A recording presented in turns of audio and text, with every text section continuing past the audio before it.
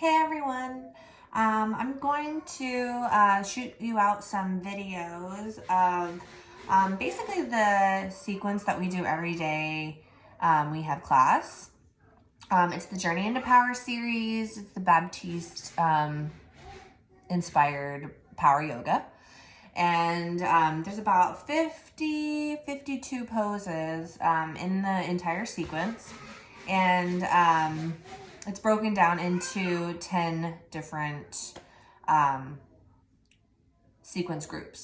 So today I'm going to talk about integration, which is the first 3 poses that we start out with every time we practice, which is child's pose, downward facing dog, and ragdoll.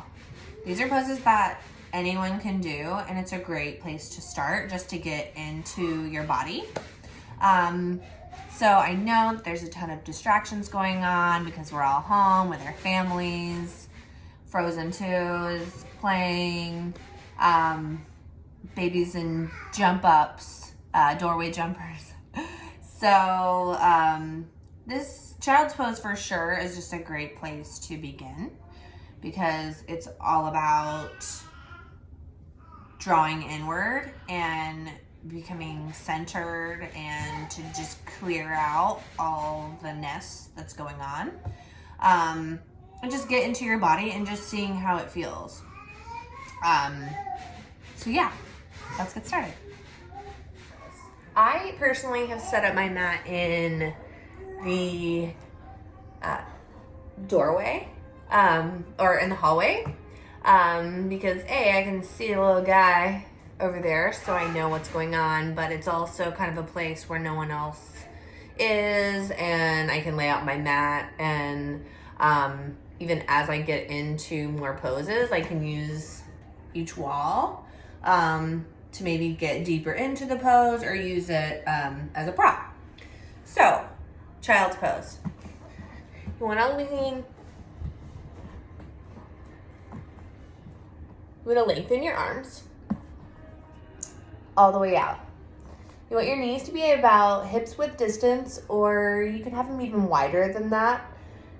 But you want to rest your forehead down.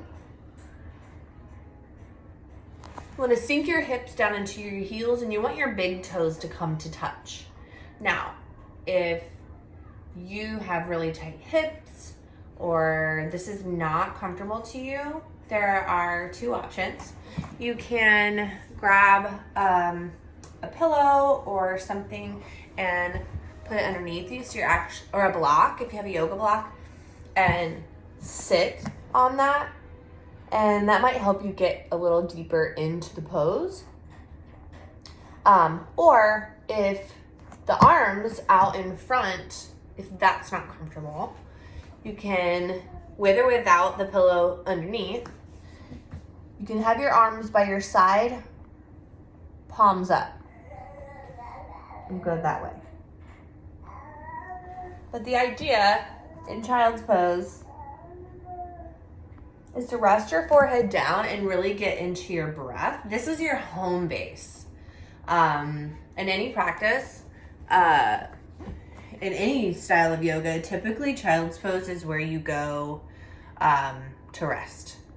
It's not just about plopping on your mat. It's about intentionally resting and refocusing inward. So it's restoring your energy. So when you need that rest and you need to gain more momentum, this is where you go to kind of reset. Pose 2 is downward facing dog. This is a love-hate pose, I understand, because it is equally a resting pose and a dynamic pose at the same time. It engages everything, so it just works your overall flexibility, and you realize kind of where you're not flexible at the same time. So, downward facing dog. So from child's pose, so you're in child's pose, forehead's down, you're centered. You're gonna flip your back toes and come up. It is okay if your heels do not meet the mat. Mine do not, and sometimes I like to have a nice bend in my legs, and so I'm tilting my tailbone up at the same time. Even if my legs are bent, my chest is still coming towards my thighs. My arms are engaged. My fingers are spread out, and I'm able to actually rest here.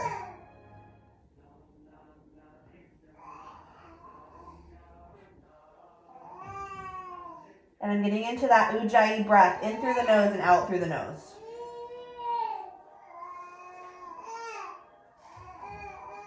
And then from here, I can take that deep breath in and tiptoe to the top of my mat as I'm exhaling, which leads us to pose number 3, ragdoll.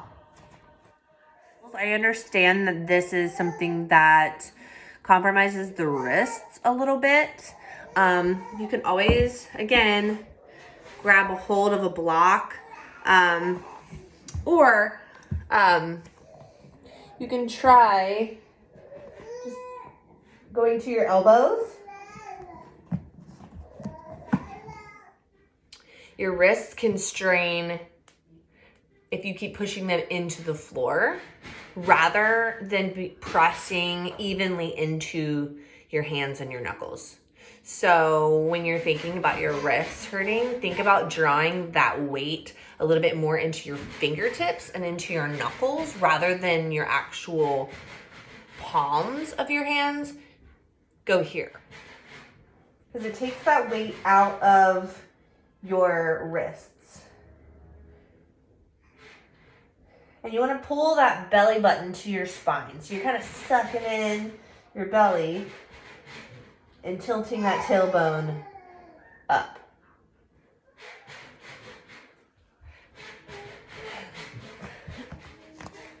When you're in ragdoll, it's not just about plopping over and just hanging here.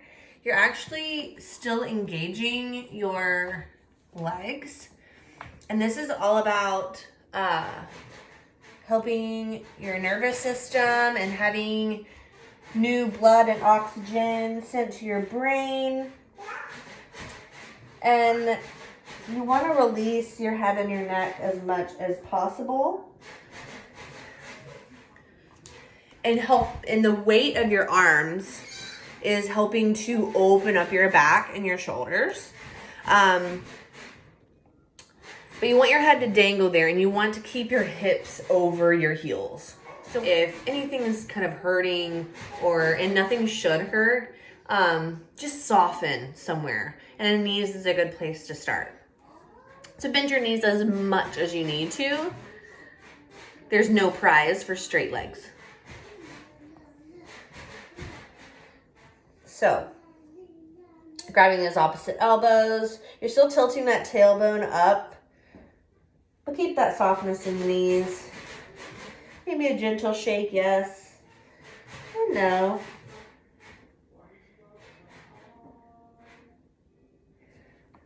And as always, just keeping that breath in through the nose, out through the nose. And again, just focus inward. There's no, if it feels good in your body, there's not that much wrong, because it's your body, it's your practice. Only you know what's going to feel good in your own body, but yoga is not about getting the perfect pose.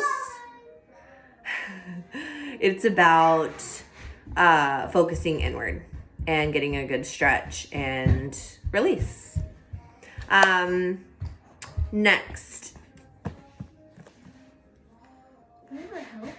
sequence is awakening, and practice the integration, and as always, hashtag Harvest Yoga Challenge, and quarantine yoga. See you next time. Who would help do yoga? Even there you go. Arms long. This is not a Sit back. There you go. Mommy, this is not a tired phone. Downward facing dog. Downward dog. Wait, horses won't help. Down dog.